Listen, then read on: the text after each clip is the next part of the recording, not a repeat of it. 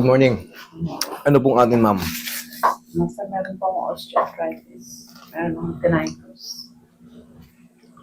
Kailan pa? Tapos yung tinnitus ko po nito last year lang, January.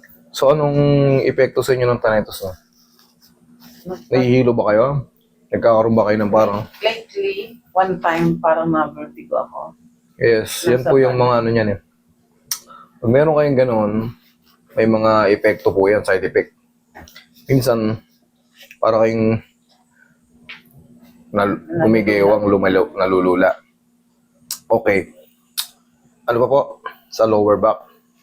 One time na lumbar spine ako. Pero bumabalik. Minsan nagbuhat lang ako ng...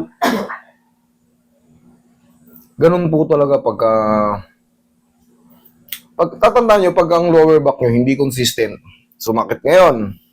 Pag napahinga ng ilang araw, okay na naman. Tuloy-tuloy ilang buwan. Tapos nakapagbuhat kayo, sumakit. Pero, naano ulit? Ibig sabihin yan, baka mabibigat na yung nabubuhat nyo, umiidad na tayo, hindi na tayo ubra sa sobrang bigat. Adjust tayo kasi dumarating na yung aging natin. Pero kung yan, nagbuhat kayo, hanggang ngayon, ilang buwan na, ayaw pa rin talagang mawala, hindi na yan sign of aging. Ibig sabihin yan, discompression. Okay? Dito naman, osteoarthritis, sabi nyo. Paano nyo po nasabi? Nagpa-ano po ba kayo? Asan po yung mga x-ray nyo? Wala. Wala po. Wala? Nasa Canada po. Okay, sige. Since 2018 po. Nagpa-x-ray ako ito muna. Tapos, lumipat. Both na. But worse daw to. Titignan ko kasi yung ano dyan. Yung pinaka pagitan, meron kasi tinatawag dyan na meniscus. Pag kaya naglapit, ay sigurado. Mawawala ko yung pain. Ganyan yung sinasabi ko. Sa x-ray. Yan, yung lining na yung bakante. Pag yan nagdikit na talaga yung buto nyo, oo, maaalis ko yung pain. Pero, pansamantagal lang yun. Kumbaga, pagka humakbang ka minsan ng hagdan, nagkamali ka lang ng gano'n, iyan na naman, may pain na naman. Pero kayang alisin yung pain sa tulong ng adjustment. Pero yun nga, parang nandun lang, pabalik-balik. Lifetime na yan. Yes, pabalik-balik, lifetime na po. Pagka, siyempre, hindi ko nakita yung ano eh, kung anong kalagayan sa loob eh. Yun po yung sinasabi ko, kaya mahalaga kung may mga x-ray kayo, kunya, nasa abroad kayo, kahit nasa cellphone nyo lang, picturean nyo lang. Kasi hindi ko sila nagbibigay. Picture lang sa monitor. Minsan nakakausap naman natin yung mga nurse eh, yung mga ano. Pina-forward lang nila sa doktor. Family doctor. Sige. Tinnitus, lower back, tsaka tuhod, arthritis. Yung arthritis naman, mukha namang hindi naman malala sa inyo eh. Bumili lang kayo ng pau. Haplusan nyo lang yan. Medyo bumabalikot na yata hindi. Kunyari, pag pupunta kayo ng mga mall, yung mga malalayong lakaran, yung paikot-ikot, magano kayo.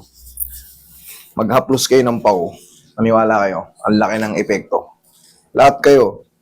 Bago kayo lalo sa mga umiidad, alam nyo nang patunog-tunog na yung tuhod nyo, tapos pag napagod ng isang oras paglalakad, namamaga o sumasakit, bago kayo lumabas ng bahay, haplusan nyo ng pau. Subukan nyo lang. Try.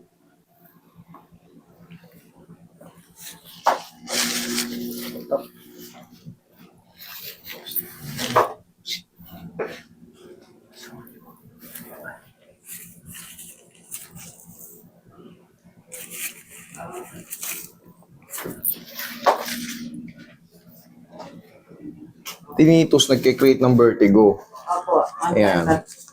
nag-vertigo na ako. Pero babaklasin din natin yan. Kahit pa severe yung vertigo nyo, yari sa akin yan. Gugulo na yun eh. Ihaya kay ma'am.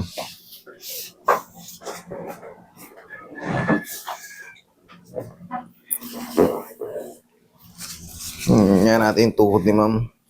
Wala kayong opera? Wala. Okay.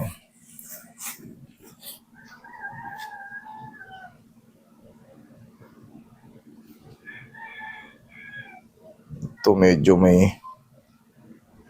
Malalaman nyo pagka yung arthritis nyo ay sobrang lala na, hindi na gumagalaw to. Ito, good pa to. Ito, good pa. Pero naririnig mo parang may konting ano. Pero good pa yan. Ang mahalaga, yung patela nyo, pag nakalatag kayo ng ganyan, yung hindi nakatigas, gumagalaw. Pero pag nakatigas, hindi yan gagalaw kasi lalaban yung tendon, yung patellar tendon tsaka ligament. Pero pag yan nakalatag lang, tapos ginanon ng ano, ayaw na gumalaw, ibig sabihin nun, nakapakat na. Hihirapin na kayo nun sa hagdan. Pag maglakad kayo sa hagdan, akyat baba, sus, kakapit kayo sa railings. Exercise na nga po. Paisa-isa kayo. Minsan, isang oras pa nga. Hindi naman ganun. Exage na yun. Basta, alam nyo yung struggle talaga pag nakita kayo ng hagdan. Ayaw na ayaw nyo makakita ng hagdan. Hanggat maaari, elevator. Escalator. Pero to, ano pa to? Maluwag pa yan. Kulang lang sa yanig-yanig yan. Isa pa.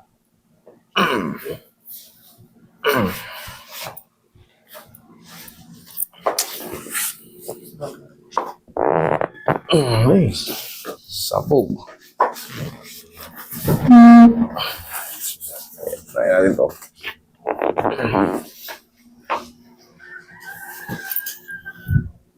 Yan o, ganda pa yan. Yan ang palagi nyo i-maintain. Haplos-haplosin nyo yan pag umidad na kayo.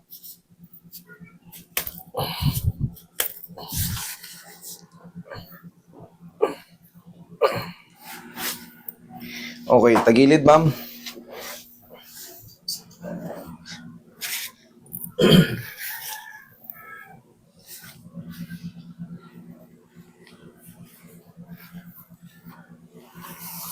Relax lang. Ayan. Kabilang side.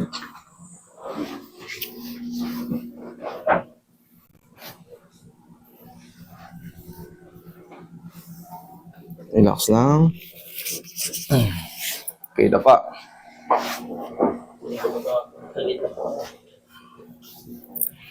Sige po. Sa gilid po yung dalawang kamay.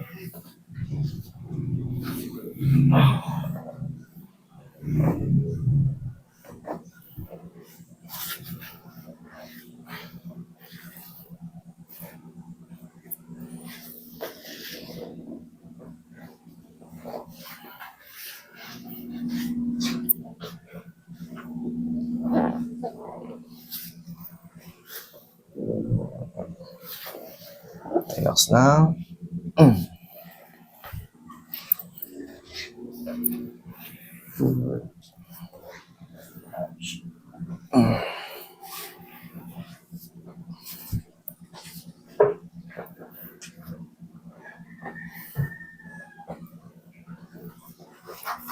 Diyan na kay mama.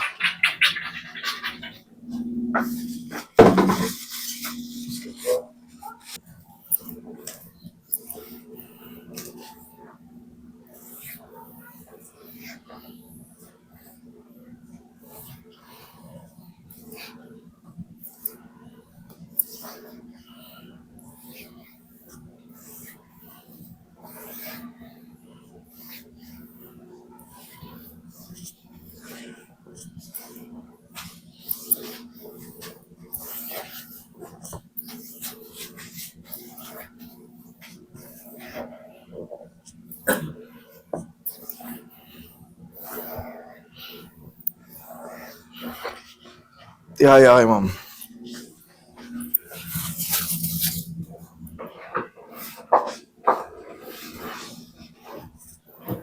Tingnan po ito na. Tapos mo ito pala kasi. Sorry po. Yan, lagay sa tiyan yung kamay.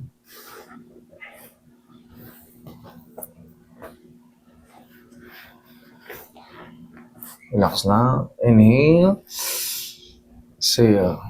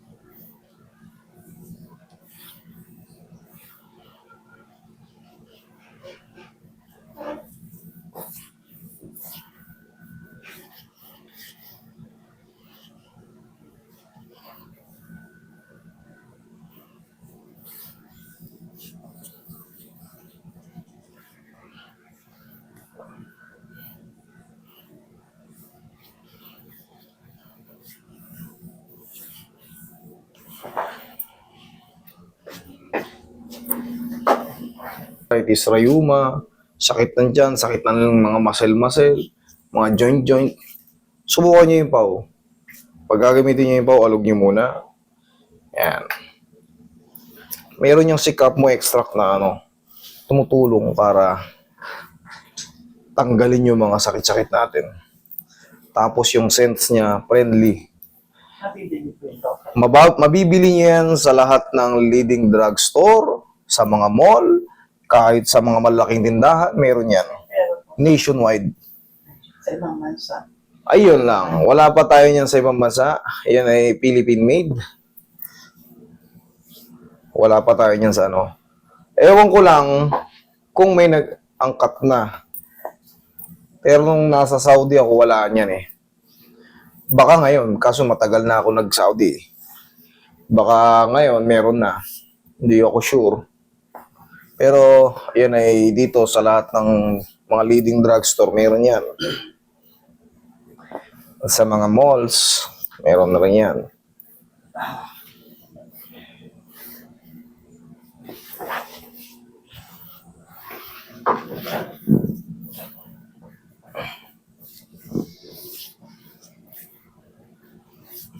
Okay, ma'am. Upo kayo. Yan. Yan ang very good. Diyan tayo kumuha ng puwersa sa siko. Huwag tayo tatayo